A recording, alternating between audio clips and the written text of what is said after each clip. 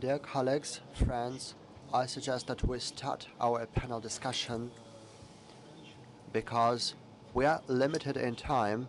At 11 o'clock, the plenary session is going to start. As far as I know, the plenary session is located at the other end of this big building, and there is a 5 to 7 minutes walk to it. So we need to be up to our schedule. Here we have specialists who have good experience in working with startups, in implementing innovative projects. And the topic of our today's round table or panel is how to eliminate gaps in financing our projects at different stages. This problem is not just the local one or Russia's national one. It's well known that in all the countries where there is an active development of technology and innovatives, where there are startups, this problem exists. Maybe it's even more important for Russia because we are a much younger economy. It's only recently that we started developing our startup system. And it's only recently that some financial institutions emerged in Russia, which are called development institutions. And the foundation that I represent faces these problems every year because we launch about 500 new startups in various areas. And we can see that they develop very differently. Some of them find investors quite quickly. Others face major challenges and have to cease their activity. Our foundation is 20 years now, and last year we had a major youth forum in Tomsk, and we invited 10 companies to our panel discussion. The companies who found investments in different financial institutions, venture funds, business angels, private investors, and government development institutions. And each of those startups had its own path. But at the end of the day, they were able to create a very competitive business to move forward. And today we want to discuss the ways of determining of answering the main question of the startup, how to come over this Death Valley, how to find the money, how to resolve all those issues.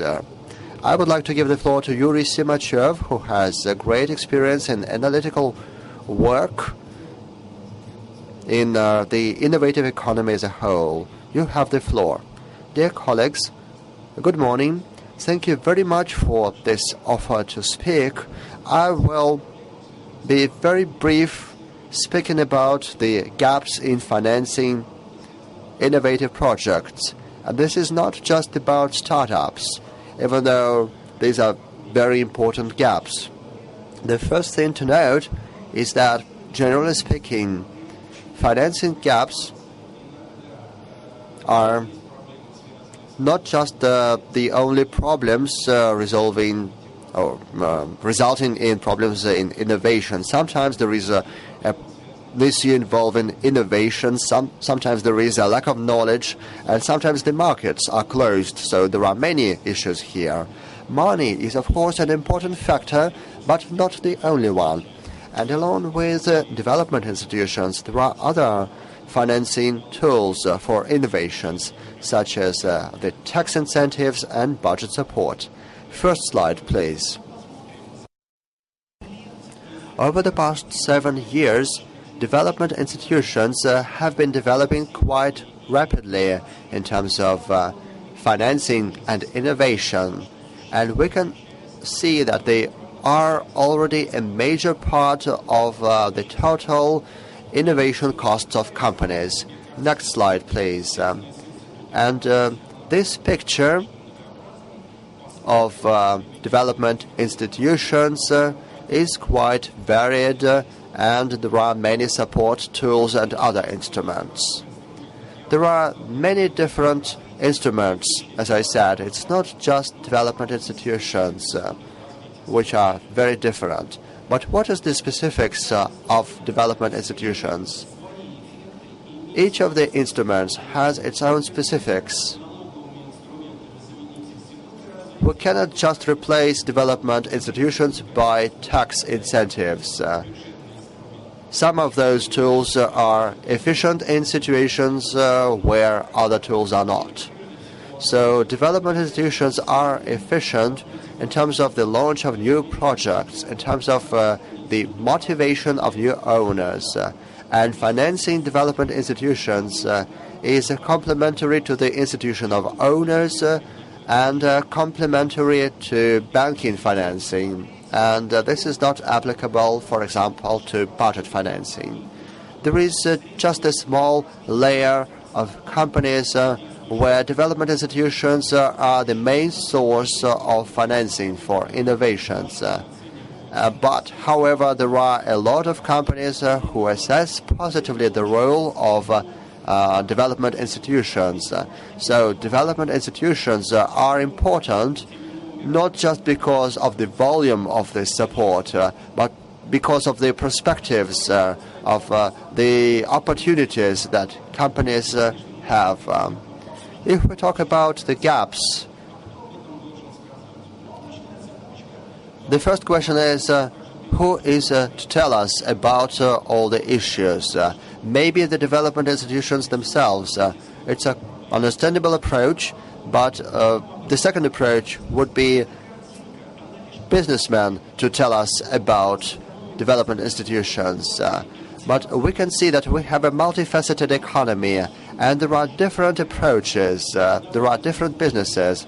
For some businesses, budget financing is better, but for others, development institutions are better for some reasons. And if we look at the growing young businesses and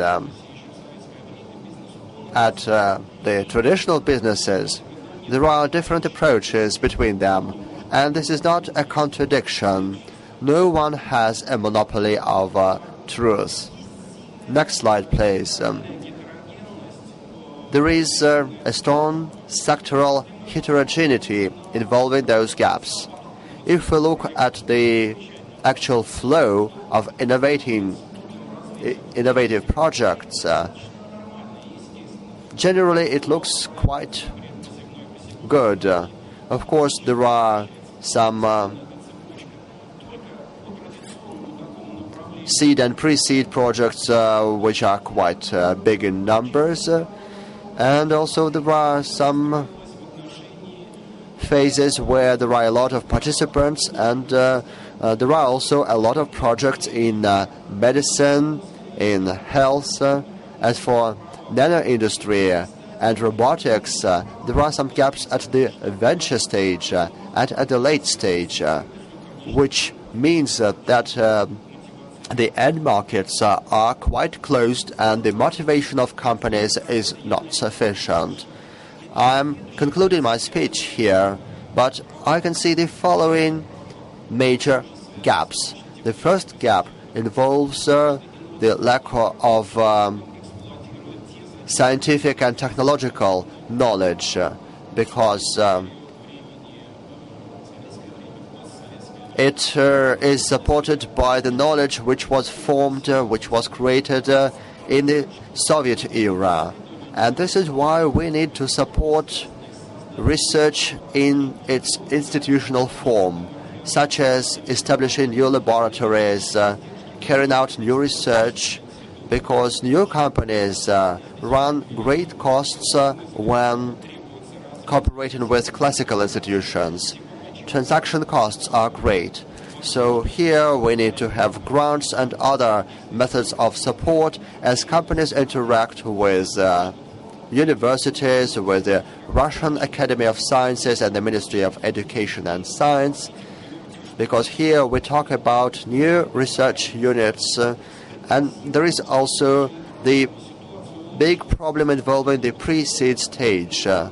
Of course, it improved when the Skolkovo Foundation was established, but not enough, because there are big limitations in terms of the amounts of grants, and there are some major technological transactional costs. We need to offer more entry trajectories. We, of course, propose grants for research and development, and at the early stage, our support focuses on companies, maybe on startups, young companies, but I think that we could also consider supporting some creative individuals. Maybe we need to work on setting up a fund for supporting inventors, because we have some very creative inventors. And this doesn't mean that certain research has to be done at the beginning. This is about different approaches. And of course, we also have a very big gap which cannot be overcome quickly. And I am already finishing here. This is a gap involving our focus on B2B innovations. And it doesn't focus at all on consumer innovations, for the public itself. And here, my colleagues note quite truthfully that our institutions are not focused on innovations or technologies for the public. They have been focusing on defense, on some innovative sectors, and this cannot change momentarily, because otherwise we will just find ourselves in a dead end. What are the problems of development institutions? First, we don't have quality innovative offers. We have the task of education, pre-seed and seed. So we don't have any quality innovative offer throughout the chain. Secondly, most of our economic units or economic agents are major companies, big companies. But population also shows some major demand on innovations. We can see it from our surveys. And the main driver for innovations is the public itself. Innovations are demanded by them. And furthermore, we can see those innovative trends moving up the chain and not down the innovative chain. Thank you, Yuri. I would ask my colleagues to be very brief because we are limited in time. Now, I would like to give the floor to the General Director of the Finnish Foundation Tekes, Pekka Soini. We currently have some major activities going on between Russian and Finnish companies, and I would like to ask Mr. Pekka Soini how these issues are resolved in Finland, which is a very developed country. Thank you, Sergey. We have a long tradition and practice with Sergey. We have collaboration with FASIE. Tekes is one of or actually the largest innovation funding agency in Finland with long traditions and also long traditions in startup community development. I address briefly 4 points what we have found that are important in terms of the story of the startups and governmental functions. So first of all, it is important to focus on enhancing private risk capital around these issues. So government shouldn't be, or let's say that one of the main focus should be for the government to enhance the availability to access to private risk capital. And and government thinking should be based on systemic thinking and address the whole startup ecosystem. Number 2, removing barriers. And government should really first think that what are the barriers to be removed, and what are the barriers, for example, setting up operating private venture capital funds. That is one thing, and then another one in barriers is how to ensure that stock markets and other relevant trading platforms are available, and they can be extended to smaller companies as well. And also when there are that kind of platforms that enables better exit opportunities for private investors. So that is another fueling of the market. And then number 3, no social security system for startups. That means that that government should address the gaps of the different process in financial markets, but not really stay on board too long in every stages. Because that is very important, that government should not kind of crowd out private funding, and government should understand really the kind of the underlying reasons for these gaps and address really the gaps, and not trying to kind of replace the private side. And then number 4, what we have found out is that startups need risk capital, but even more important in many cases that they need knowledge and skills when they grow their businesses. And there, where to get that kind of knowledge capabilities are serial entrepreneurs, experienced early stage investors, people who have knowledge, hands-on knowledge of the different stages, and how to kind of ensure that these kind of capabilities and competencies are around. We have one good example, what we have tried out in last years is called Vigo program, and that is the program is really setting up and encourage and incentivize private serial entrepreneurs to really set up privately operated incubators or kind of accelerators.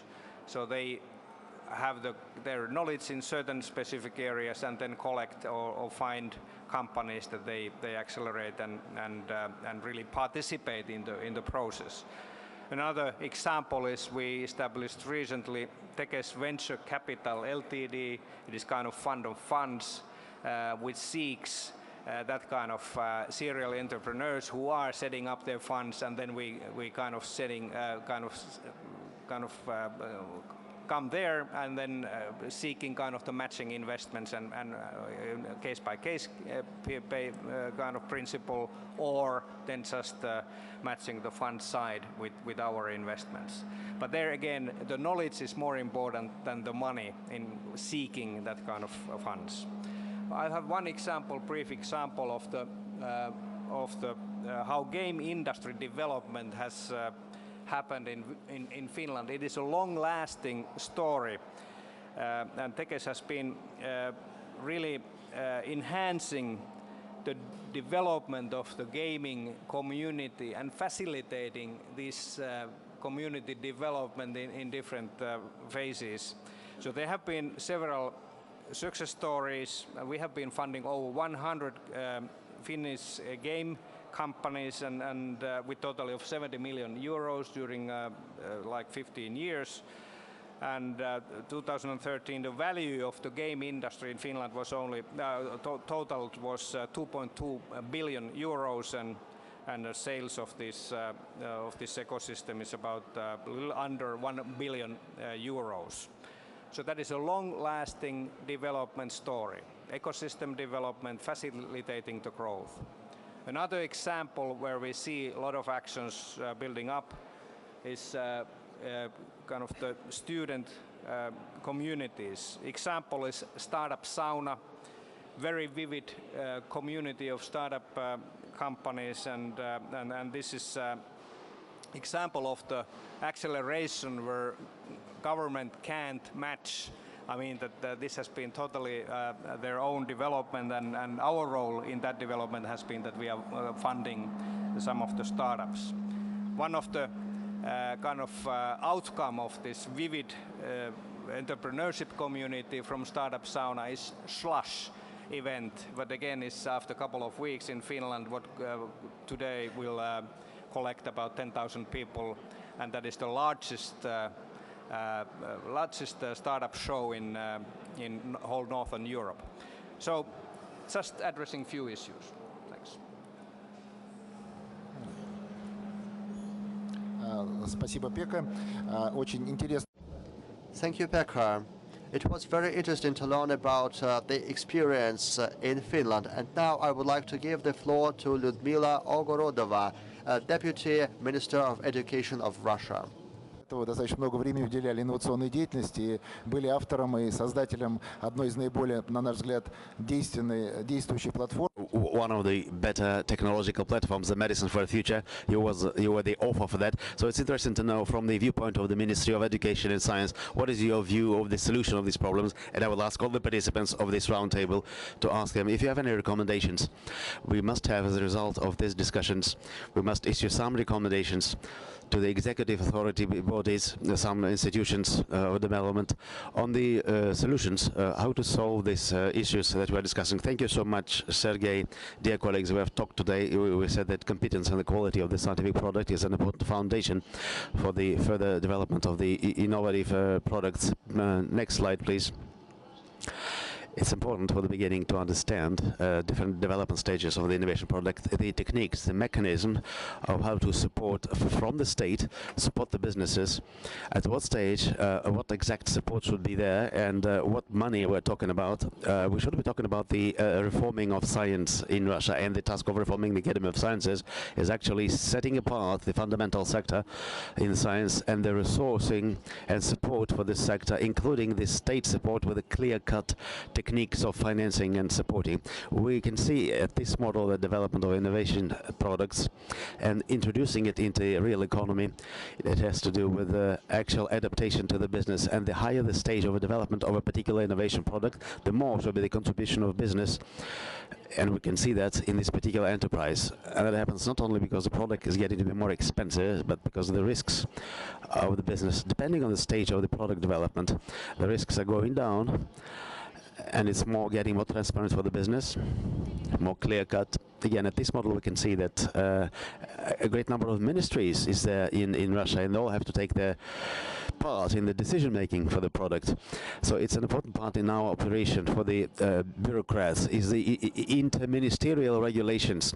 We must exclude the doubling of the functions for the same product at different stages. It is important to understand if the Ministry for Industry and Trade is planning a development of certain technologies, it is particularly for these technology we should adapt and orient the scientific startups that would be required. The participation of institutions, development institutions, it is very important, and I would point out the Skolkovo Foundation, which we believe is a very important tool, meaning, of course, an innovative product should have a very important property. It should be a global scientific product, and it should be, if this is a quality innovation product, it should be able to find its own niche on the international market. So this is development institution is very important for us today. So this pointer you can see there, this arrow, which goes through all of the different stages, the so-called Inter-Ministerial Regulations. So these regulations is not only important for different ministries and institutions for the development of foundations. It is also an indicator of to what degree a successful innovative product is being designed and projected at different stages with a single concept. So today the Ministry of Education and Science has actually dropped the financing at the level of applied research and pilot production. So they've given up financing separate organizations. They are now financing consortiums because designing a product and implementing it at different stages provides for participation of different participants at different stages. So these changes actually taking place very fast in Russia. So this federal target program of Russian Federation has changed its nature just this year, and we believe, look at the next slide please, we believe this is one of our important tasks.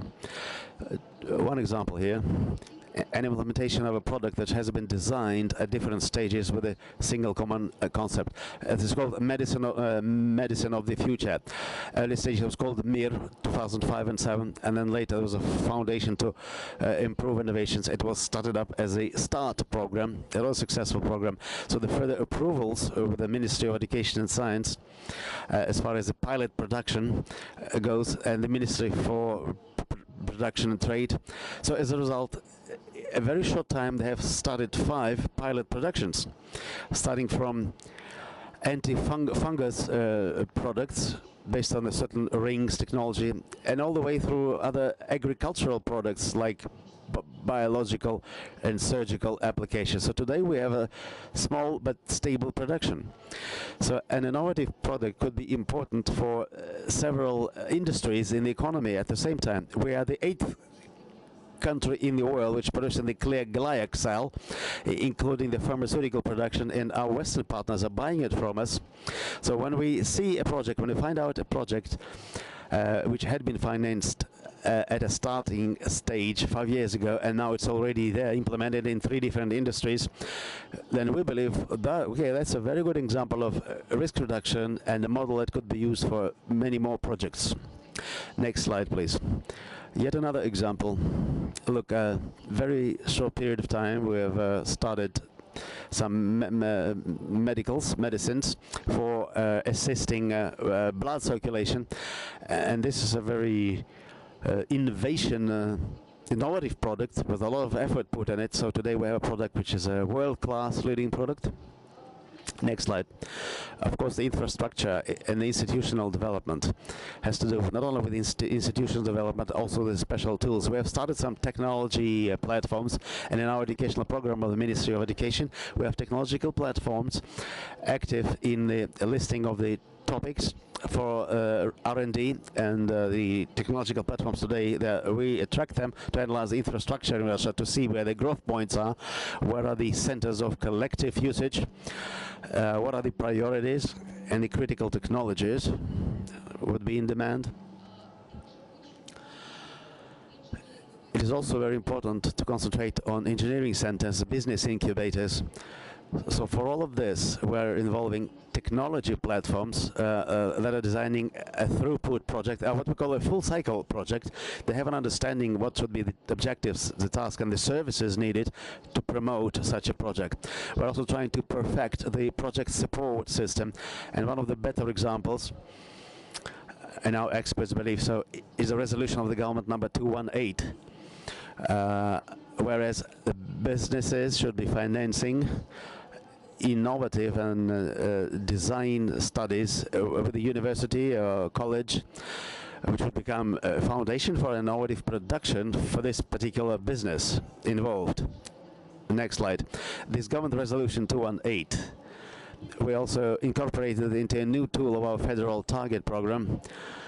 We call it Event 1.4, implementation of innovative technology, development of innovative technology in the interest of an industry or a business. So this contest, there's a consortium to this contest, and there's, of course, as a must, there's an industrial active partner there. If there's a request, an order from the business side, the whole system is getting to be very transparent. So our bureaucratic objective then becomes only to try and help to promote it and provide some technical regulations and legal regulations, which today is very important for any innovative product. Thank you. Thank you so much. At least we can see now what the ministry is doing to try and eliminate those weak points. Now the floor goes to Aleksey Kostrov from Moscow. He represents one of the Moscow venture funds who are very active, the startups in Moscow. A few words on our foundation. Our foundation was set up by the Moscow government. Main objective, developing the venture investment market in Moscow. And our latest target, removing deficit of resources at the very early stages, the seed stages. And we know that the lack of capital is exactly on this stage. So we try to use different mechanism of private and government partnership. We have tried to remove this deficiency. We have worked on it for the last 2 years, and I believe we've done a lot. We have involved investors, private, both business angels and seed funds who specialize in investments at early stages. So we use that expertise, and we have started to offer convertible loans to companies. So a few dozen companies we have implemented. They are all underway. And starting with this month, we're actually expecting the returns on the first investments. Some statistics. So we're relying on expertise, on the competence of private investors, both for seed foundations and business angels. A few words on how we see the situation in the innovative market. As I've said, a lot of attention has been paid to innovations lately on behalf of the government, both federal and regional levels. We believe a lot of development institutions have been set up, and we can see the first results already. And the number of tools involved to support innovations in Moscow, it's quite good. It's quite comparable to the other developed countries. And I realize we have to learn a lot, but still the range of tools is quite good. It's a wide range. But what we are lacking now to improve the efficiency, to support innovations and set up conditions for innovative entrepreneurship. Number one, the contribution of private sector is not big enough, including just forming up the demand, because the bigger businesses, they do not have much demand, don't show much demand for innovations. Okay, you can develop B2C, but B2B is also very, very important. So we should concentrate on that a lot. Like in the US, this venture chain works that the companies would be bought out by the bigger companies. So the venture companies can actually register their profit and leave. So it's easier to buy some inexpensive R&D aside rather than buy a ready startup. So that's one of the problems which is in our way today, of bigger businesses buying smaller venture companies. And we should use a systematic approach, yes, for the innovative solutions to be used. So we should think more of the incentives. And then there's good coordination that we're lacking. There's many programs in place, but there's not enough coordination between all of those different things. So there's certain reserves hidden here to improve efficiency, to improve the KPIs. So better coordination. So setting up any of the new tools and new support ways should be preceded by a clear analysis of how it should work. So creating a new tool should be well coordinated. Number three, continuous rules of the game. And our support system is lacking that. So there's always a good tool, and then somebody says, okay, we don't need this tool, we need another tool, different tool. But an entrepreneur should they would need several years in order to get used to that before she goes and trying to get some support. Then they suddenly change the rules. So what we need is constant, permanent rules of the game that would allow to involve more people to this industry and get better results. So implementation of those three areas, three issues. So big businesses, better coordination of the development institutions, continuity rules of the game will allow us to improve the overall climate, and the result will be there, believe it. Thank you, Aleksey. That was a very compact speech. You're probably leaving us a lot of time for recommendations after the speakers are done. Let me ask Boris Ryabov, who represents the Bright Capital Foundations here. How do you see the problems in financing the earlier stages? Good day. Just in case, I would like to understand, anybody here, do we have any entrepreneurs in the audience? Please raise your hands. Well, we have a few entrepreneurs. Anybody from larger corporations? Yeah, okay, good. It's good that we have both represented, not so many bureaucrats. Okay, a few remarks on different levels. Number one, we maybe have a simplistic understanding of what are innovations, what is their life cycle. In reality, they're so different environments.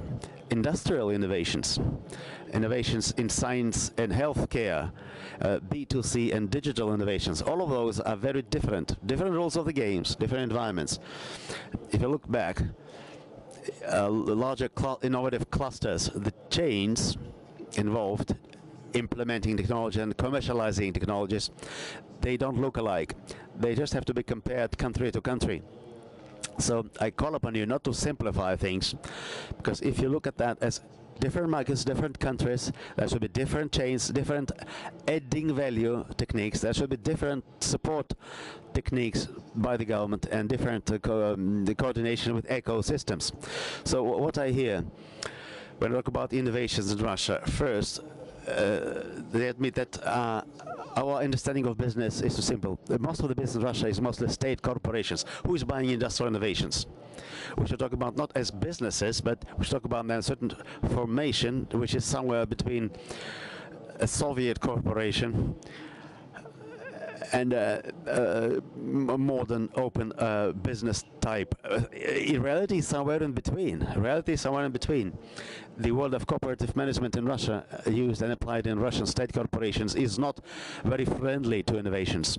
But there are so many good examples in the world how this part of the system could be fully used. We're talking about a paradigm of open innovations. Just that. There's plenty of techniques how to do that.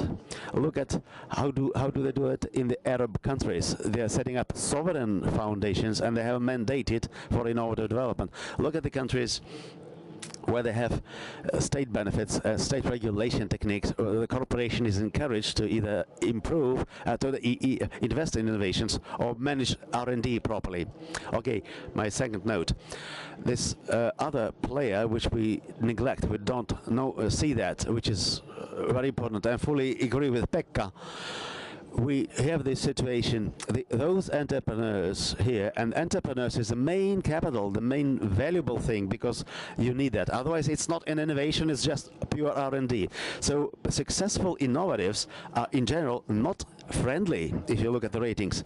They are not friendly, and they do that several times. Look at the companies like Svaz Engineering in Russia. Look at the Sistema Group companies.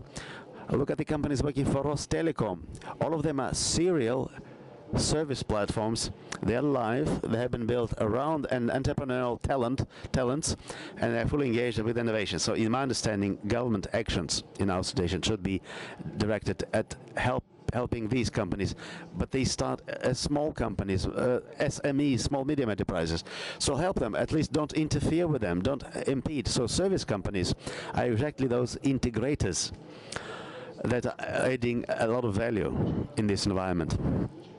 In many cases, innovation as a commercial thing happens not as a link to a technological breakthrough or a new scientific idea, but only because an entrepreneur, bearing in mind how to implement a good project, it just makes a successful combination of existing solutions, makes innovations in business model, which is already innovation in itself.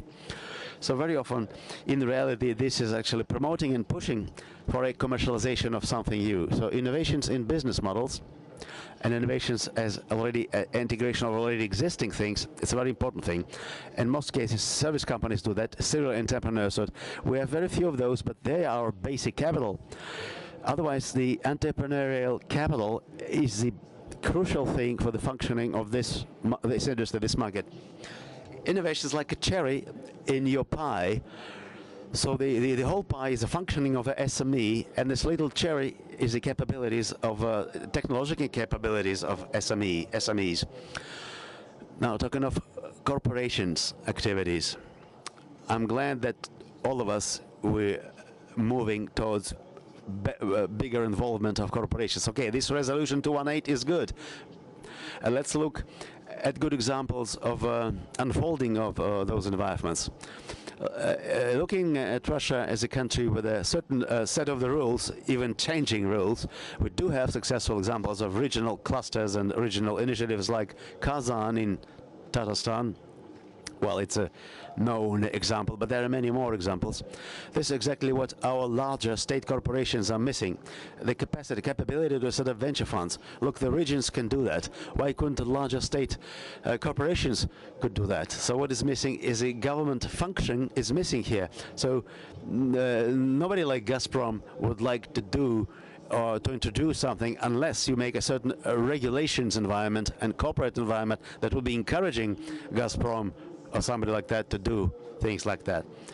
So what is substantial here? What's happening here at the earlier stages? At which stages do we need that?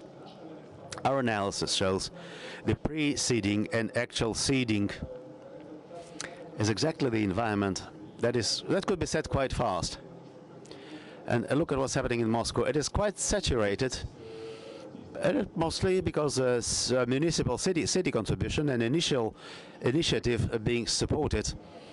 IP is a good foundation, as an example, that we cooperate with. And a lot of other smaller and not so small initiatives properly supported in the city. But the problems arise later, when a company is trying to make the next step. Very different trajectories we can see with the industrial companies and non-industrial.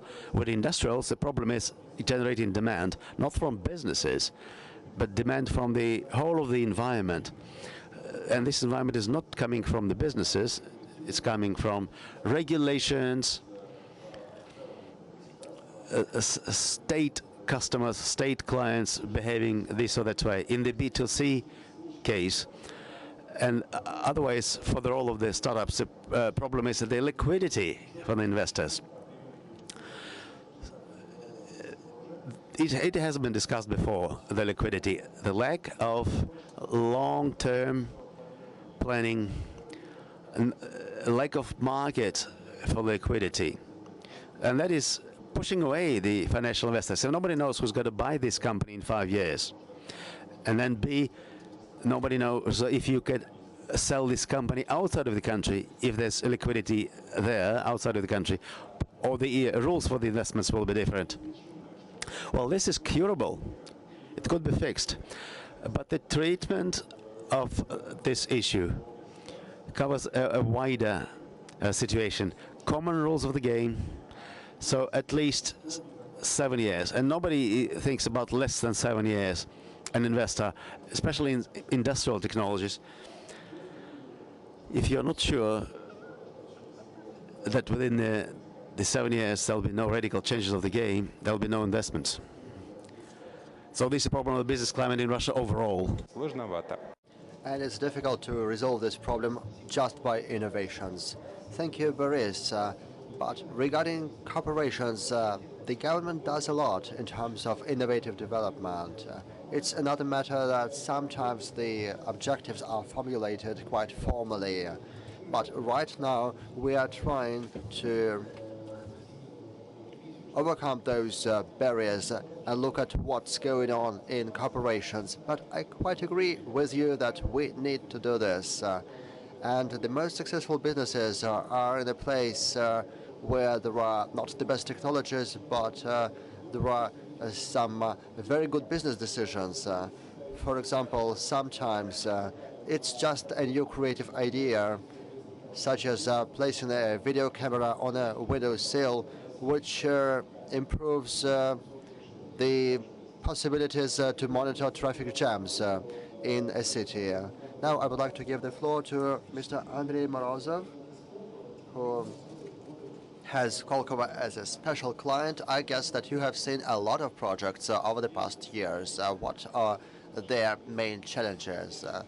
Thank you, Sergey. Thank you for the invitation to speak. I represent the Government Venture Fund, specializing on projects at an earlier and seed stage. So I will now talk about them, about those projects which we deal with on a daily basis. Sometimes, or very often in fact, we have to wait for a few years before our projects really become a success.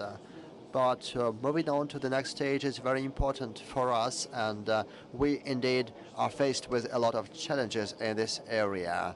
I'm not going to cover the entire range of issues, but just mention the main factors. Except for the IT and Internet sector, the investment space is dominated by government money.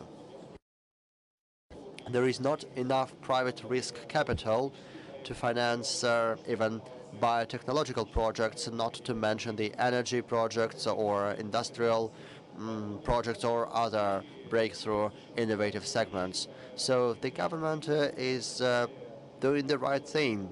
It's taken a step forward by providing these innovations and thus absorbing the seed risks, given the long-term money which is difficult to find on the private market.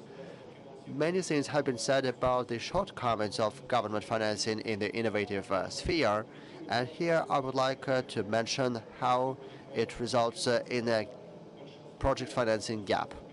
First, most of government investors are process-oriented, not result-oriented. As a result, government decisions are very slow to be taken, are very conservative, and by making this money longer term, we have some delays in financing projects. Another issue is that most of government money is provided as grants, and government grants tend to be of two types. First, government investors prefer helping on a smaller scale but supporting more projects, and as a result, those projects are underfinanced. As a result, some money is provided just for a short term and not enough results are obtained within those short terms. And as a result, we can find investors for the next round of the project. Secondly, when the grants are allocated, there is no post-funding support, as for example is the habit in the Silicon Valley, which is one of the reasons for success of the Silicon Valley in California. It's when the young and experienced entrepreneurs who have attractive technical and technological ideas get support almost on a daily basis, or at least on a constant basis, from experienced investors who follow this path before, and this prevents the newbies from making a lot of mistakes. So this results in the fact that many investment projects do not obtain enough results, make a lot of mistakes, and as a result, at the next stage of financing, the next round of financing, it's difficult to find the funding. So I believe that we need to reorient the government investors. They should not just provide the grants, but provide a recoverable funding. We provide these investments, they need to be returned, but we also provide flexible conditions for financing, which are better than those provided by commercial investors, banks and others. Furthermore, we actively cooperate with our companies at the post-investment stage. We really support them there, and we hope that it will bring more results. Thank you. Thank you, Andrei. I quite agree with you that it's much more effective for government institutions to switch to recoverable financing, but sometimes our institutions just do not have the legal right to do this. Actually, the financing which needs to be returned is the most effective one, and then we had to switch to free financing. It's good that we had to all our Russian colleagues. Now we would like to listen to our American colleagues, how they resolve these problems. I give the floor to Andrew Romans, a person who has great experience in technological startups. What are your considerations regarding how to overcome the gaps of financing in various stages of an investment project? You have the floor.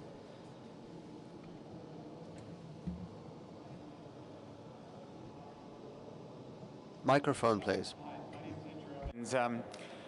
First, many thanks. I'm very happy to be here. This is my second time in Moscow. I promise you, I packed a suit and tie, but they lost my bag on the way from San Francisco.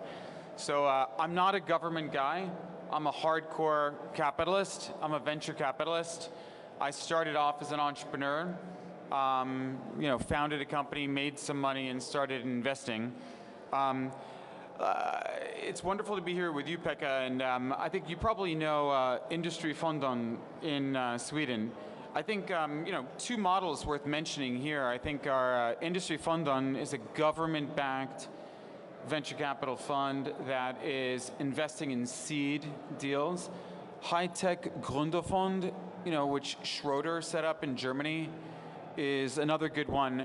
And I've spent a lot of time in Europe, 15 years actually, but I'm from Silicon Valley. And when I founded a company, I sold my business and I made money.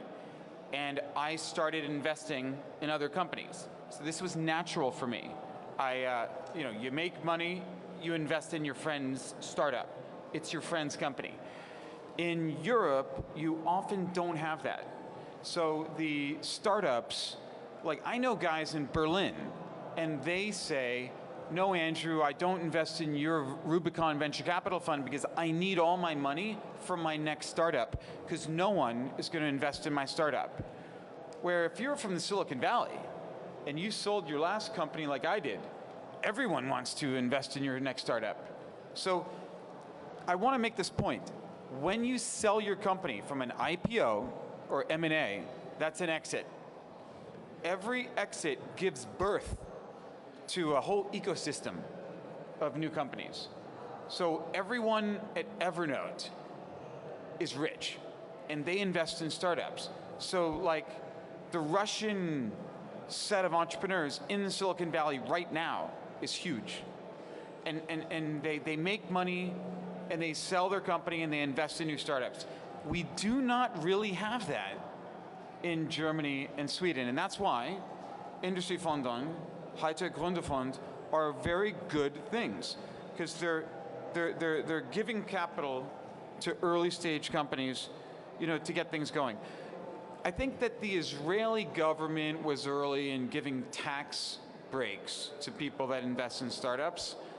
I think for this discussion, if the government can provide tax incentives, if you've made money and you got to pay tax, and you invest in startups so you pay less tax, that's probably another good thing. And that can perhaps feed into models like Industrifondon and High-Tech Gründerfonds, getting some seed things. Another thing I just want to make very clear, investing money in venture capital makes more money than the S&P 500. We are making lots of money. So if you invest in a venture capital fund, vintage after vintage, you're probably making money. So it's good for society, it's good for obviously startups and job growth, and it also just makes money. So government, get out of the way, let the professionals invest, and you can make money. Another thing I'd like to just point out is corporates. So I personally believe that a venture capitalist must add value. As a VC, I have no right to invest in a company if I can't seduce and convince the CEO that I will add value. So Brian, if you start a company, I've got to make you love me. I've got to tell you, I will do this and this. I got friends in Moscow. I will make it rain for you. And then make you want my money. That's it, right? So it's add value or go away, right? So part of how we do this is, like Andre, you were mentioning entrepreneurs leading entrepreneurs with experience and stuff like that. We brought together about 20 successful entrepreneurs that put the first money in Rubicon Venture Capital, my fund. Now we have IKEA and big corporates. I'm a big believer that there's a couple companies that run the world. There's a couple families that run the world. Getting those assets into startups is key. So if we invest in a company together, I hope I bring something to the table.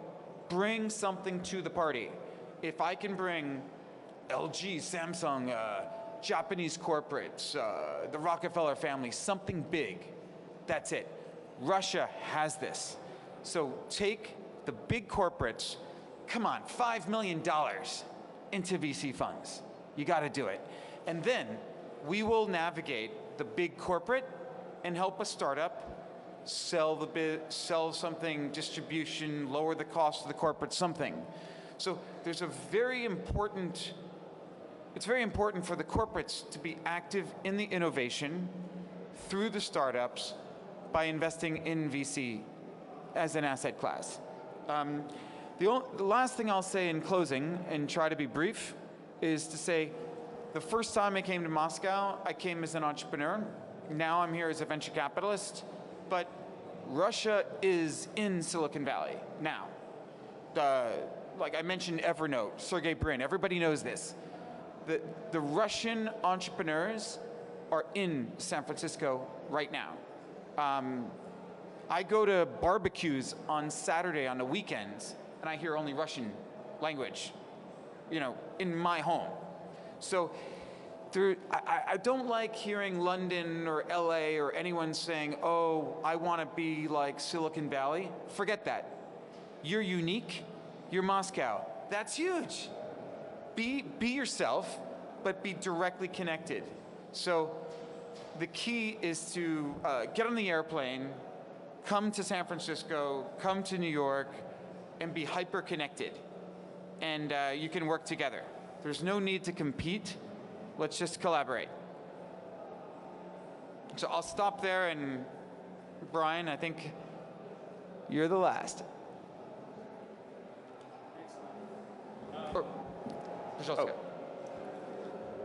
Thank you. I also would like to say this is my first time to Moscow, and I'm thrilled to be here, so thank you for having me. My background before being the CEO of a technology company, Rockethub, was in creative media and the arts. So, you know, my background is very much embedded in the creative community and creative media. I moved to New York City and went back to school to Columbia to get a master's degree, and at that time in 2009, I started Rockethub. Rockethub is now the third largest crowdfunding platform on the planet, and we've done a lot with crowdfunding for science. We've enabled, basically crowdfunding is a way to use social media, to use communities that are living online, to raise funds and awareness for ideas, for businesses, for projects. There was a couple of points that were made earlier, you know, with Yuri talking about the pre-seed stage and a lot of the research funds that are drying up. What we found is that drying up in the United States has led to a lot of innovators, a lot of scientists using crowdfunding to kind of fill in that gap. They may not get as much, you know, as they do with the traditional grants, but it's enough to get them noticed by the traditional grants in the United States. The public loves innovation. Yuri mentioned that as well, and crowdfunding can be a fantastic way to showcase stories that react with the people, that get the people excited. So think of this new, you know, internet-enabled, social media-enabled form of fundraising as also an awareness play, playing into some of Andrew's points, that give Moscow and the creative innovators, the scientific innovators, the entrepreneurs here a platform to tell their stories. Rockethub is a lean and mean company based in New York City. We've got about 12 full-time employees, but as a company, we've been featured in virtually every press publication out there. We recently had a full-page Wired featured talking about how our crowdfunding for science initiatives were really game-changing. And what's interesting is we've done all of that without a publicist. The reason that we're consistently picked up in the press and in the media is because we have these story-driven campaigns that evoke emotion from the public. Playing into that crowdfunding as content piece, we've recently done a partnership with A&E Networks. We're putting together some programming, a documentary series called Project Startup that showcases stories from the Rockethub community and shares them across 100 million television sets in North America. So when you think of crowdfunding as a potential solution to minimize some of the barriers, I know, Pekka, you were talking about that earlier, the barriers, the funding barriers that are out there. Crowdfunding may be able to minimize those barriers and in the process help get these stories out and share those stories with the public. No, please, no. Okay. Yeah, Brennan, I just want to say, I was a little skeptical of crowdfunding in the early days, but Most VC. yeah, I kind of thought, like, you know, you don't know how to get to a guy like me if you go in crowdfunding. But I'll tell you, I invested in a company called Navdi recently. We invested about $6.5 million in the first funding round, and then pre-revenue, the company's got no revenue, okay? No business. They started selling from their own website. They pre-sold the product. It's a product everybody wants, and they got a video that you get it, you watch the video, you want it. And they sell the product for $300 from their own website, and they sold $1 million of product in the first 7 days, and now they're selling $50,000 of product a day. Now, they probably should get on your platform, but they probably don't want to pay you any percentage, right? But they probably should. We'll do that offline. But they're selling $50,000 of product a day. That's like $18 million of revenue run rate, and they're pre-selling. You know, there's two ways to live or die in the startup world. You either make money from revenue, or an investor puts money into the company. Otherwise, the blood leaves the body and it dies. It's not cheap to live in Moscow, and it's not cheap to live in San Francisco or New York. So it's either revenue or customer. And so this crowdfunding stuff is serious. I mean, we're selling product. They got $8 million in the bank, like, in a couple of weeks, and they haven't shipped the product yet. So this is exciting. Секундочку, я хотел просто сказать, что Брайан, во-первых... Okay, just 1 minute.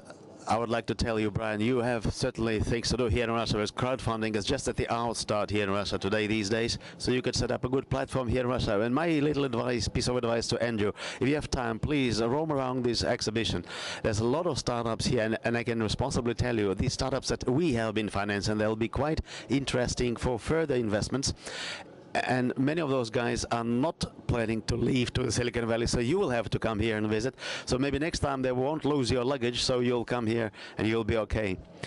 So we have something like 5 minutes left for remarks and proposals. As for remarks, crowdfunding, it's a very interesting story what the Rockethub does and Kista does, Indigo, and all the others, and the planet that is here in Russia. Just as platform is doing for the angel financing, like the angel list.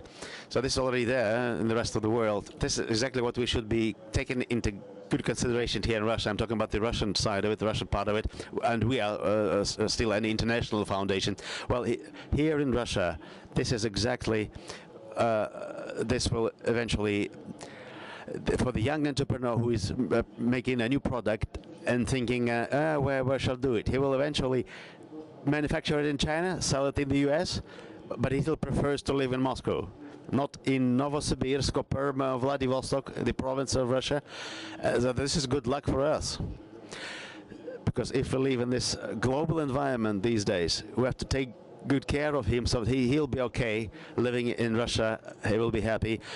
Even manufacturing goods in China, selling it in the US, the chance that he's going to leave for Frisco, they're not there. He's not going to leave.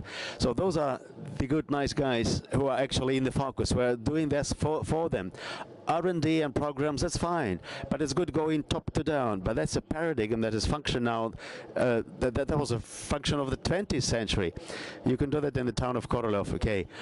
But if you don't have this production in the barn, we should be targeting a larger scale. I fully agree, Boris. We should be setting conditions there for the younger innovators, for the startups, so that being located in Moscow, we should be capable of using all the capabilities, crowdfunding, technology, organizational capabilities worldwide. I agree fully. We have some experts here, but they have no time left for them. We have a couple of minutes left, maybe 3 minutes. So anybody of the experts? Godovata from the Skolkovo Foundation. Leonid, please be very concise. Okay, 5 minutes left for all. Well, organizers are very tight for us. Good day, dear colleagues. Ludmila Proskolkova here, he said a good thing, and there's not much to add. We are now actually moved to Skolkovo and this innovation center.